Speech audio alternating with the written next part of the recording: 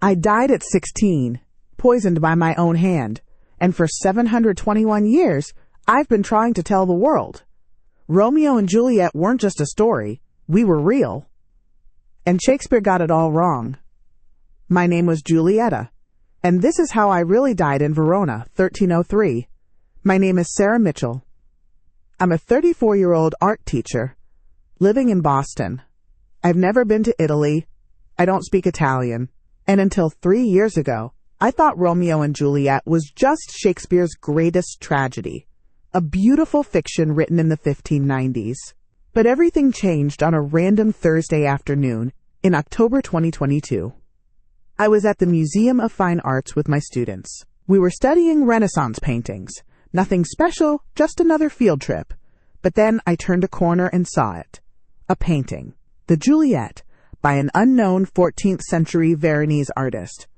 The moment my eyes met hers, my entire world shattered. Pause for dramatic effect. I couldn't breathe. My chest tightened. The museum around me seemed to dissolve into darkness, and suddenly I wasn't standing on polished floors anymore.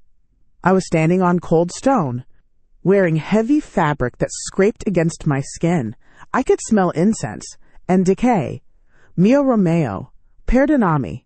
The words came out of my mouth in perfect Italian, a language I'd never learned. My students were staring at me, terrified. My colleague grabbed my arm. Sarah? Sarah, are you okay? But I wasn't Sarah anymore. I was lying in a tomb.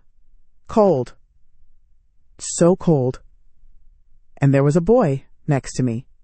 Dark, curly hair. Pale skin. Blood on his lips. Dead.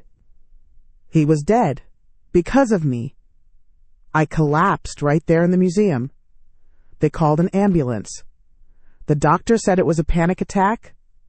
Maybe a seizure. They ran tests. Everything came back normal. But I knew better, because from that moment on, I couldn't stop remembering. Every night, I dreamed of Verona, of narrow cobblestone streets and feuding families, of secret meetings in gardens filled with white roses, of a love so desperate, so absolute, that it destroyed everything it touched. And the worst part? I remember dying. Music shifts to haunting. I fought it for months. I tried therapy, medication. I told myself it was stress, imagination, maybe even psychosis. But the memories wouldn't stop. They were too detailed, too real, too painful. I knew things I shouldn't know. I could describe buildings that don't exist anymore. I spoke medieval Italian in my sleep. My roommate recorded it and had it translated by a professor at Harvard. The words I spoke, they were authentic 14th century Veronese dialect. That's when I made the decision that changed everything. I booked a flight to Verona. Landing in Verona in March 2023 felt like coming home to a place I'd never been. I stepped out of the airport and the air itself felt familiar. The light, the way the sun hit the distant hills, even the smell of the wind. I hadn't planned anything. I just walked. My feet knew where to go, through the modern streets of the city, past tourists taking selfies at Juliet's balcony, a 20th century fabrication that made my skin crawl with how wrong it felt. That's not where we met. That's not where any of it happened. I walked for 2 hours, following instincts I didn't understand, until I found myself in front of an ancient church in a quiet neighborhood far from the tourist center. Santa Maria Antica. My heart stopped. This was my family's church. I was baptized here. I prayed here every Sunday, always watching the Montecchi family across the aisle, forbidden to even look at them. But I looked anyway. I always looked at him. I walked inside. The church was empty except for an elderly priest arranging flowers near the altar. "Scusi," I said in Italian, that flowed easier than it should have. "The Cappelletti family. They were buried here, weren't they?" The priest looked at me with surprise. "You know your history." "Yes, the Cappelletti, one of the great families of medieval Verona. Their crypt is below, but it's been sealed for centuries." "And the Montecchi?" His expression darkened. "Buried at San Fermo." The families refused to rest in the same ground, even in death. Even in death. The priest studied me carefully. You're not the first to ask about them, you know, the story of their feud. Some say Shakespeare heard about it and changed the names. Cappelletti became Capulet. Montecchi became Montague. But there was a girl, I whispered. And a boy. Wasn't there? The priest's eyes widened. There are rumors, old family records. A tragedy in 1303.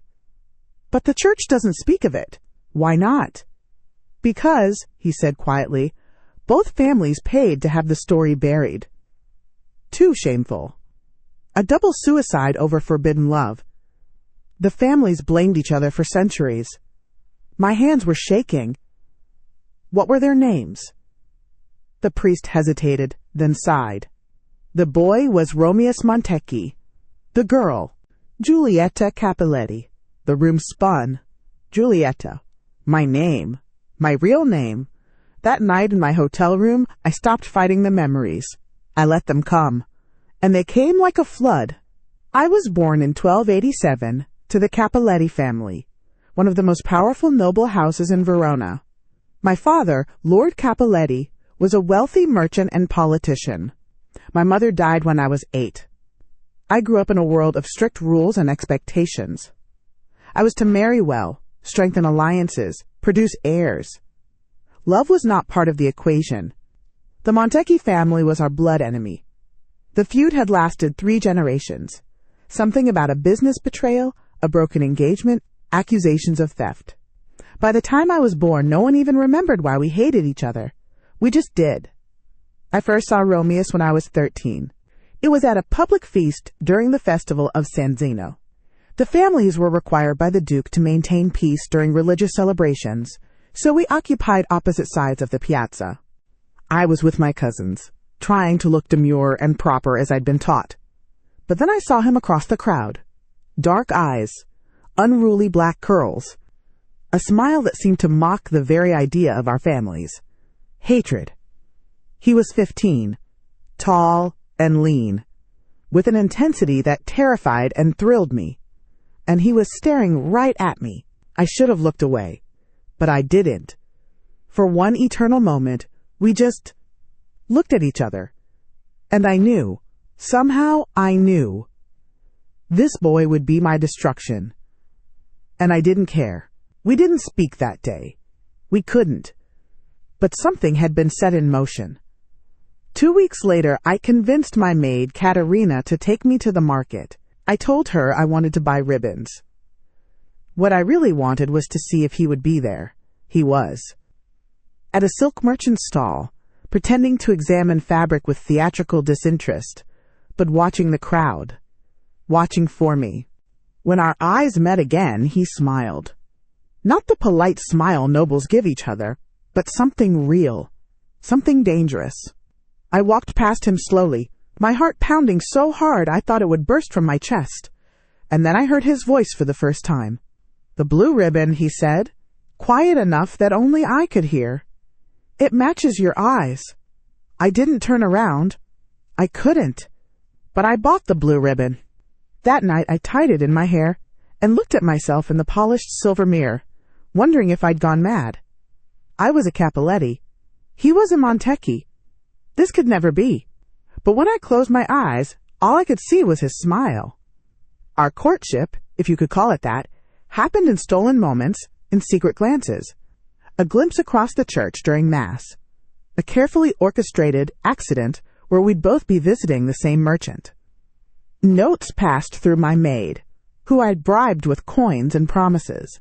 His letters were beautiful, poetic. He wrote about wanting a world where names didn't matter, where families didn't define us, where we could just be.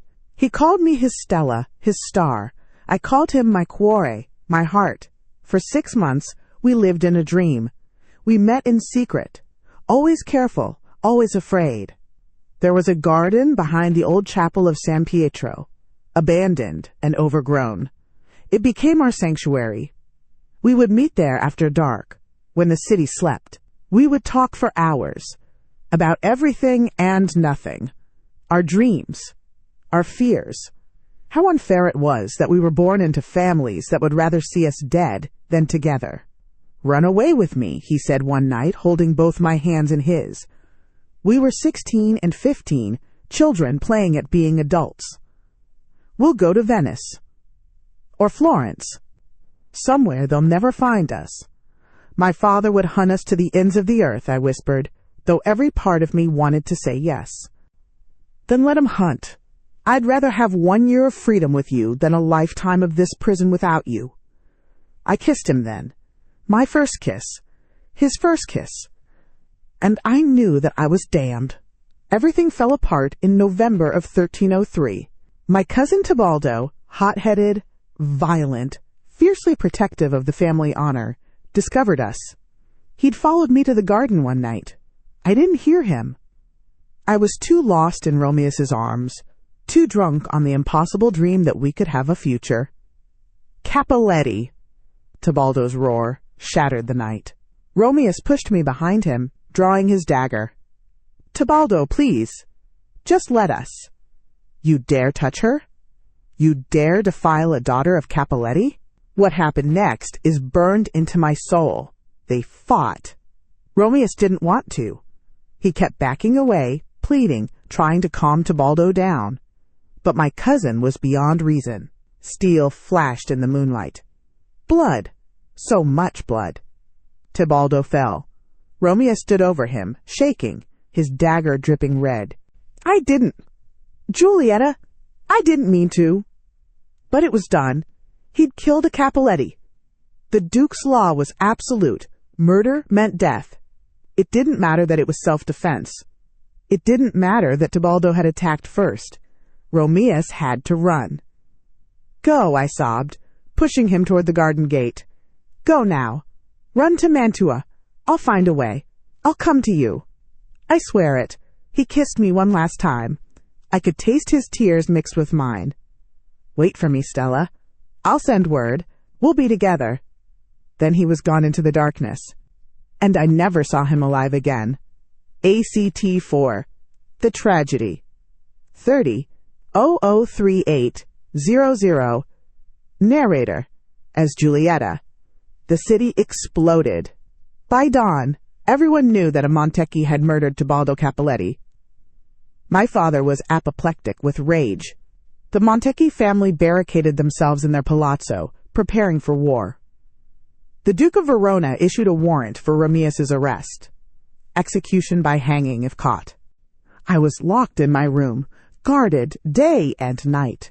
My father raged, calling me a whore, a traitor, a disgrace to our family name. "You will marry Lord Paride of Mantua," he announced 3 days later. "The wedding is in 1 week. You will restore honor to this family." I didn't eat. I didn't sleep. I just waited for word from Romeus. It came 6 days later.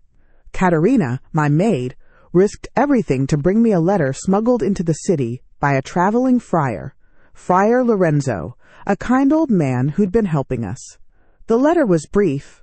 "My beloved Giulietta, all is arranged. Friar Lorenzo has a plan. He will give you a draft. It will make you appear dead for 2 days. They will place you in your family tomb. I will come for you when you wake.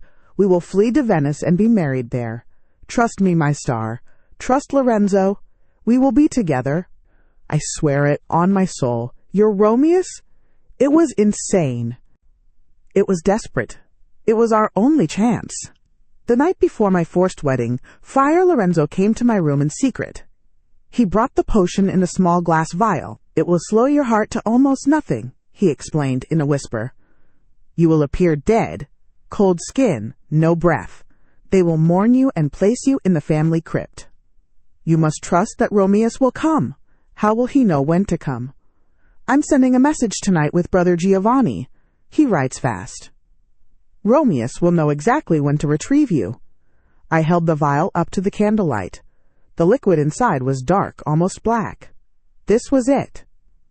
The moment everything would either begin or end. "What if something goes wrong?" I whispered. Friar Lorenzo took my hands. "Have faith, child. God will protect true love." But God wasn't watching that night. Or maybe he was, and this was his judgment. I drank the potion an hour before dawn. It tasted like bitter herbs and copper. For a moment, nothing happened. Then my limbs grew heavy, my vision blurred, my heartbeat slowed to a distant drum. The last thing I heard was my own voice, barely a whisper. "Romeus, wait for me." Then darkness, complete and utter darkness. But I was still conscious. Trapped in my own body, unable to move, unable to scream. I heard my maid scream when she found me. "She's dead! Lady Giulietta is dead!" I heard my father's anguished roar. Felt his hands shaking me, trying to wake me. I wanted to tell him I was alive, that it was all a ruse. But I couldn't. I was buried alive in my own flesh. They prepared my body, dressed me in white silk, as was customary for unmarried girls, placed white roses in my hands, the same flowers Romeus would bring me in our garden. The cruelty of that detail still haunts me. They carried me to the family crypt beneath Santa Maria Antica. I felt every jostle, heard every prayer, smelled the damp stone and old death. The tomb was sealed, and I waited in the darkness for Romeus to save me. What Friar Lorenzo didn't know, what none of us knew, was that Brother Giovanni never made it to Mantua. There was an outbreak of plague on the road. The whole area was quarantined. Romeus never received the message. But he heard about my death, heard that Giulietta Cappelletti had died the night before her wedding, that she'd been buried in the family tomb. He thought I was truly gone. I don't know how long I lay there in that tomb. Time had no meaning in the darkness. But then I heard it. Stone scraping against stone. Someone was opening the tomb. "Romeus!" my mind screamed. "I'm here! I'm alive!" But I still couldn't move. I heard footsteps, heavy breathing, and then I felt hands on me, lifting me. "Giulietta." His voice was broken, destroyed. "Forgive me, my love. I cannot live in a world without you in it." No. I felt him press something to my lips. Liquid, bitter and cold. Poison. He was drinking poison. "Romeus, no, I'm alive." "I'm here!" But the screams were only in my mind. I felt him collapse beside me, felt his hand find mine in the darkness, fingers intertwining one last time. His breathing grew ragged, wet, labored. "Wait for me, Stella," he whispered. On the other side, "Wait for me." Then silence. Just silence. And I was trapped there, lying next to the boy I loved as he died, unable to move, unable to save him, unable to even say goodbye. The potion wore off 12 hours later. I woke up in hell. In the darkness of the tomb, I felt for Romeus, found his body, already cold. The vial of poison was still clutched in his hand. I understood everything in that moment. He'd thought I was dead. He'd killed himself to be with me. And I was alive. The magnitude of that horror, the cosmic cruelty of it, shattered something in me that has never been repaired, not even 721 years later. I held him for hours. I don't remember crying. I think I was beyond tears. I just held him and stroked his hair and whispered apologies into the darkness. "I'm sorry. I'm so sorry. I love you. I'm sorry." Eventually, I found the vial. There was still a little poison left. I didn't hesitate. If there's one thing I knew with absolute certainty in that moment, it was that I could not, would not, exist in a world where Romeus didn't. I drank. It burned. God, it burned like liquid fire, down my throat, into my stomach, through my veins. I laid down next to him, pressed my body against his, and laced my fingers through his one last time. Together, I whispered. Always together. The pain was extraordinary, but I welcomed it, because soon it would be over. Soon I would follow him wherever he'd gone, and we would never be separated again. They found us 3 days later. Both families came to the tomb to prepare it for Tebaldo's burial. His body had been held for investigation. They opened the crypt and found us there. dead, together, hands clasped, and 2 empty poison vials on the stone floor. According to the records I found in Verona's archives, the discovery nearly destroyed both families. The reality of what their hatred had done, 2 children dead for nothing but love, was too much. The Duke of Verona ordered a public penance. Both families had to erect monuments to us, acknowledging their guilt in our deaths. They did, reluctantly, but then, over the years, they worked to erase the story. Too shameful, too painful. By the time Shakespeare heard rumors of the tale almost 300 years later, our names had been changed, details altered, the story sanitized into something more palatable. But we were real. Romeus and Giulietta. We lived, we loved, we died. And the worst part, the part that haunts me across lifetimes, is that it was all for nothing. If Brother Giovanni had arrived just 1 day earlier, if Romeus had waited just 12 more hours, if I had never trusted Friar Lorenzo's plan, we could have lived. We could have been happy, but we didn't. And we weren't. I stayed in Verona for 2 weeks. I visited the real locations of our story. The garden where we met, now a parking lot. The Cappelletti Palazzo, now converted into apartments.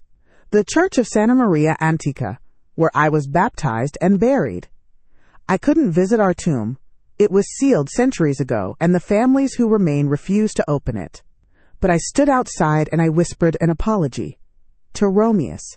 To the girl I was. To the future we never got to have. People ask me if I think this is real. If past lives truly exist. Or if this is all in my head. Honestly, I don't know. Maybe I'm just a woman with an overactive imagination who had a panic attack in a museum and created an elaborate fantasy. Or maybe, just maybe, souls do carry trauma across lifetimes. Maybe love so powerful, so tragic, doesn't just disappear when the body dies. Maybe I really was Giulietta Cappelletti. And maybe, somewhere out there, Romeus is living too. Another soul, another life, carrying the same memories, the same grief, the same love. I like to think so. Because if that's true, then maybe this time we'll get it right. Maybe this time there won't be families to keep us apart. Maybe this time we'll find each other and get to grow old together, the way we were supposed to all those centuries ago. Or maybe I'll never find him. Maybe he doesn't exist. Maybe I'm just mourning a ghost. But here's what I know for certain. Romeo and Juliet weren't just a story. We were real. Our love was real. Our deaths were real. And 721 years later, I still haven't forgotten him. I don't think I ever will. Not in this life. Not in any life. My name was Giulietta Cappelletti. I died at 16 in Verona, 1303. And this is my truth.